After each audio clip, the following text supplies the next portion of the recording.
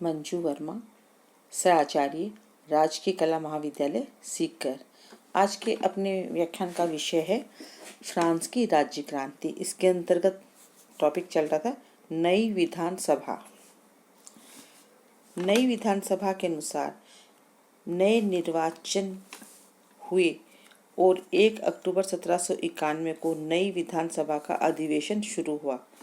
पाद्रियों ने व्यवहारिक अधिवेशन के प्रति शपथ लेने से इनकार कर दिया और लवादे नामक प्रदेश में पाद्रियों के नेतृत्व में हजारों किसानों ने विद्रोह कर दिया।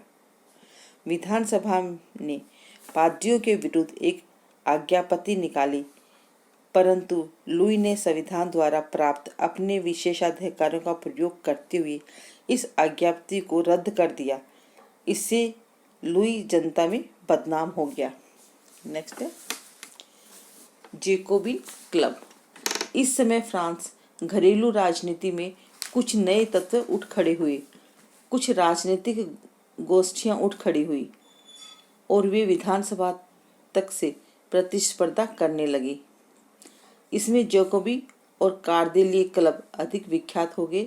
जैकोबिन क्लब में विधानसभा के अनेक सदस्य तथा पेरिस के नागरिक सम्मिलित थे। इस क्लब की बैठकें नियमित रूप से होती थी और बड़े जोशीले भाषण दिए जाते थे। शेक्सपियर इस क्लब का प्रसिद्ध नेता था। इसकी सभी शाखाएं पेरिस के केंद्रीय क्लब के आदेशों का पालन करती थी। नेक्स्ट सेकंड है कार्देलिए क्लब। यह क्लब जैकोबिन क्लब से भी अधिक उग्र और जनवादी था। इसके सदस्य समाज की निम्न श्रेणियों के सदस्य थे। यह क्लब गणतंत्रीय विचारों का केंद्र बन गया था। इसकी शक्ति का आधार पेरिस का मजदूर वर्ग था और यह पेरिस तक ही सीमित था। इस क्लब का प्रसिद्ध नेता दांते नामक वकील था। यह क्लब की विधानसभा पर अपना दबाव डालने के लिए नाना प्रकार के हथकंडों का सहारा लेता था। नेक्स्ट थर्ड है जीरोदिस्त। इस विधानसभा के एक गुट का नाम जीरोदिस्त के नाम से प्रसिद्ध हो गया। इसके सदस्य फ्रांस के दक्षिणी पश्चिमी भाग, जिसे जीरोंड कहा जाता था, से आए थे। वे वामपंथी थे। उन्होंने पूरे यूरोप में गणतंत्रीय सिद्धांतों को फैलाया। उन्होंने लोगों को भड़काया, उनका उत्साह बढ़ाया और एक भयंकर युद्ध की पृष्ठभूमि तैयार की, जिसके परिणाम भी भयंकर निकले। Next fourth convention. कन्वेंशन अथवा सम्मेलन की तीसरी क्रांतिकारी सभा थी, जिसमें 20 सितंबर 1792 से 26 अक्टूबर 1795 तक शासन चलाया।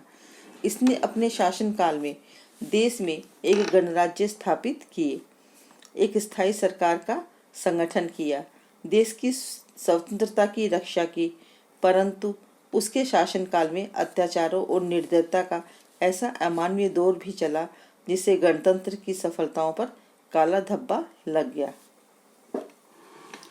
नेक्स्ट है गणराज्य की घोषणा।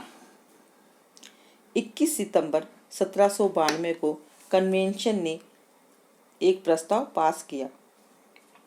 फ्रांस के राजतंत्र की समाप्ति और गणराज्य की स्थापना की घोषणा की तथा तुरंत ही संविधान बनाने के लिए समिति गठित कर दी गई। देश की भावी सरकार में पेरिस का क्या स्थान होगा, इसी प्रश्न पर मतभेद उठ खड़ा हुआ।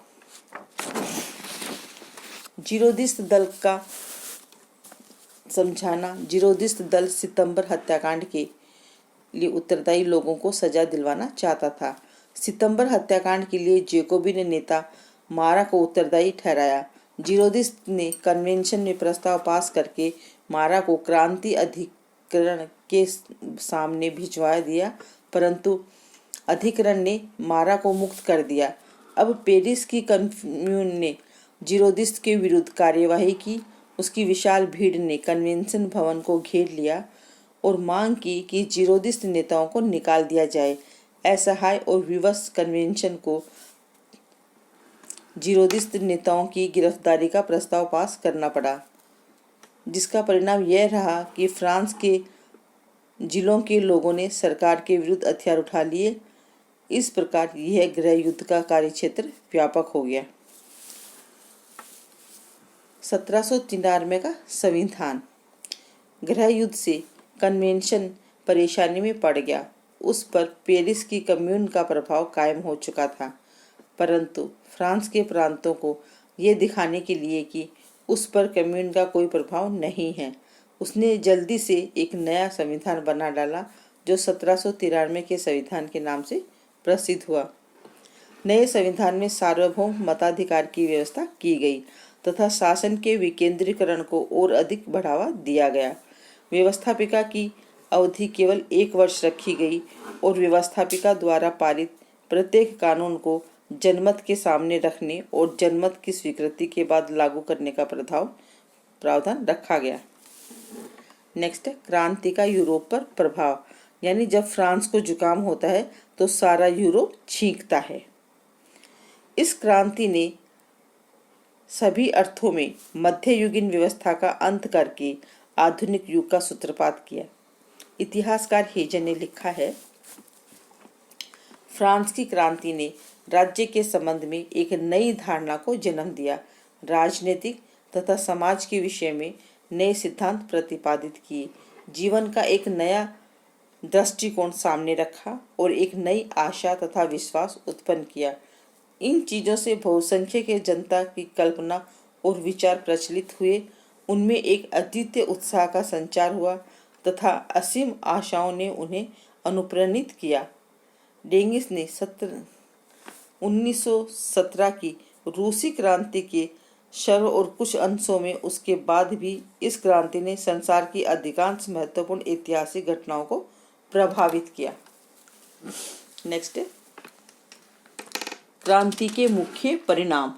सामंती व्यवस्था का अंत।